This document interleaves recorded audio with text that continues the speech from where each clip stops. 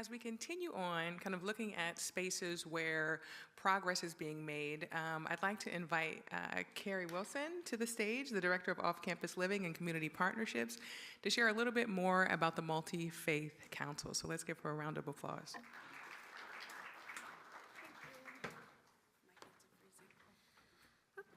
So hi, everybody. I'm Carrie Wilson. I'm Associate Dean of Students and Director of Off-Campus Living and Community Initiatives.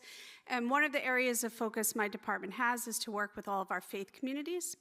So for many years, we've had what we call the Multifaith Council, which is a representative from each of the various chaplaincies or campus ministries that are guests here at the university. So they're not staff of Rutgers, but they are partners with us in helping to support students and help them navigate their own faith journey while they're here in school.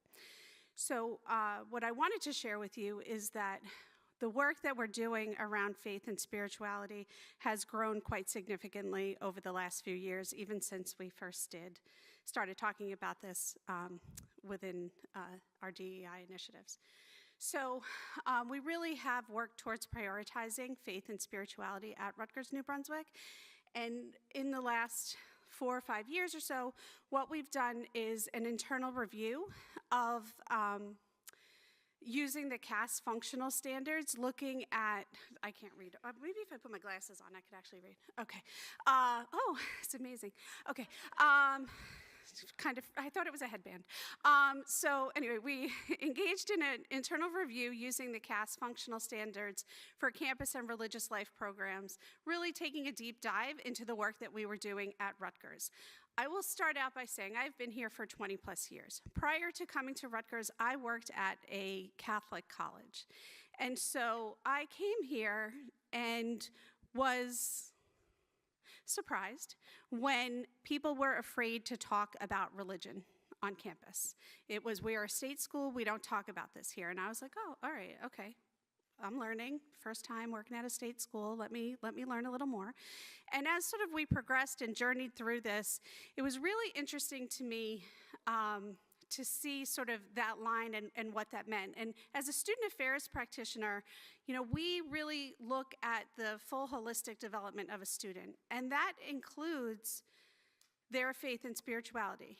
Whether they identify as a believer or non-believer, whatever that may be, I believe as student affairs practitioners that we have a role in helping them to develop. We just can't tell folks how to practice their religion. That's not our job. But providing opportunities for students to engage with their own faith community, to learn about other faith communities and do interfaith engagement is, to me, something that I think they should experience while they're on a college campus. So what I've been really lucky to be able to have the opportunities to do is really take this deep dive into the work that we're doing on campus. We have 40 plus student organizations on campus that have some sort of faith or culturally religious meaning in their mission. And so this is important to our students. And even some data that we have from a few years back told us that more than 65% of our incoming first-year students identified their religion as being important to them. So again, you know, providing opportunities for students to broaden their worldview, to learn more about their own faith tradition, but to learn about others as well is imperative, especially in today's climate. So we also benchmarked aspirational interfaith programs and services at other universities across the country. We engaged in an external review. We invited folks from outside of campus to come in and help us dig into the work that we were doing and help us really develop a strategic plan on how we can improve the work that we're doing on our campus around faith and spirituality. We partnered with Interfaith America to create goals and strategies for advancing this work on campus. So through this deep dive, what we learned was that we really needed to work on identity. So we needed to identify mission, vision, and values, and that we needed an office that had structure and staffing.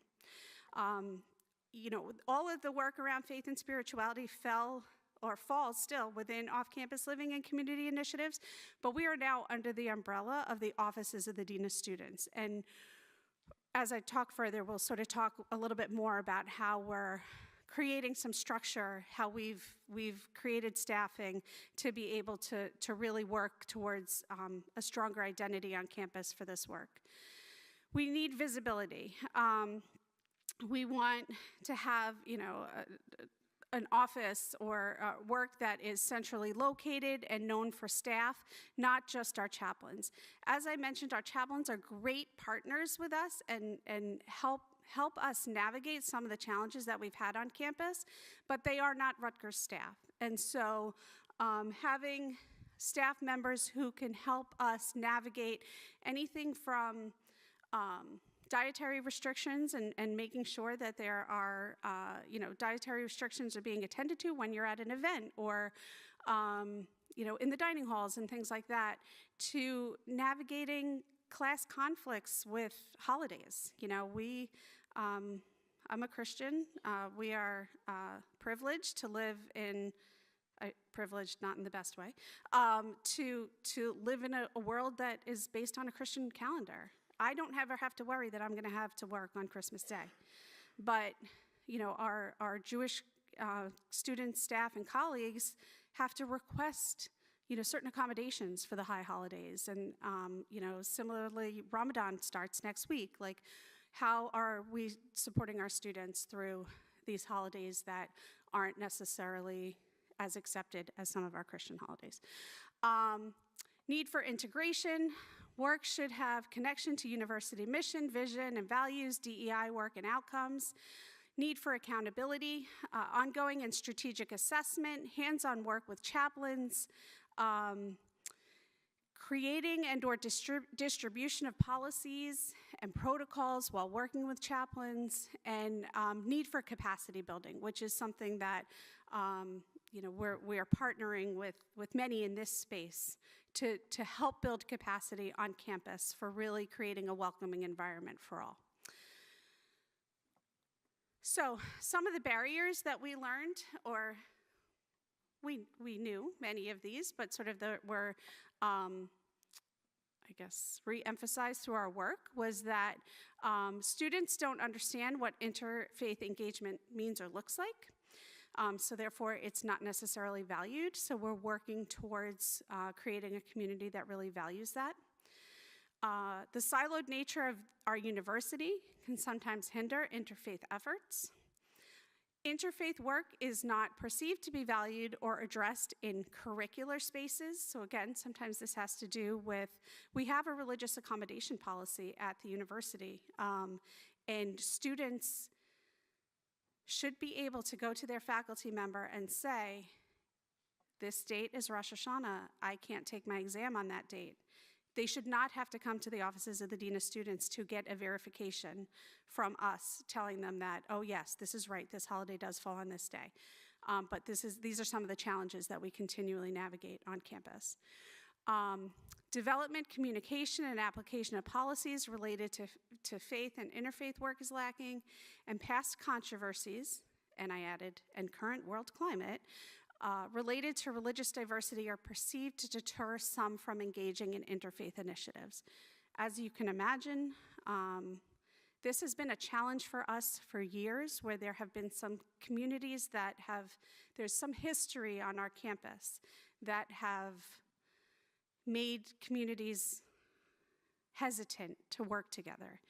You add on the last year and a half and what is happening in our world, and that has just sort of grown even more. So we are trying to work through that with our chaplains. We're trying to model working together across difference so that students can learn from how we're navigating these challenges.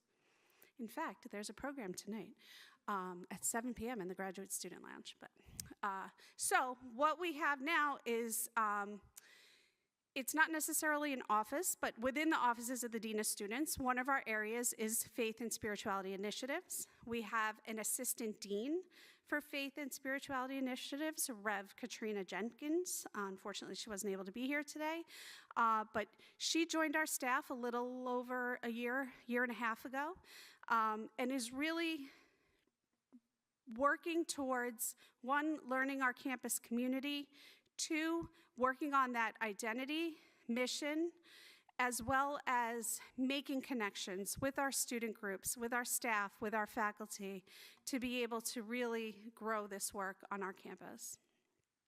The mission of the Faith and Spirituality Initiatives Office is to enhance and value the spiritual life of students, faculty, and staff at Rutgers across a wide spectrum of faiths, spiritual traditions, and expressions. Our purpose is to foster an open and inclusive climate, educating all while supporting faith and spiritual journeys. This is just a sample of some programming that we've done on campus. Rev. Katrina is a labyrinth facilitator. So if y'all aren't familiar with what labyrinths are, I'm going to call it a spiritual maze. I don't know what else to call it. It sounds right.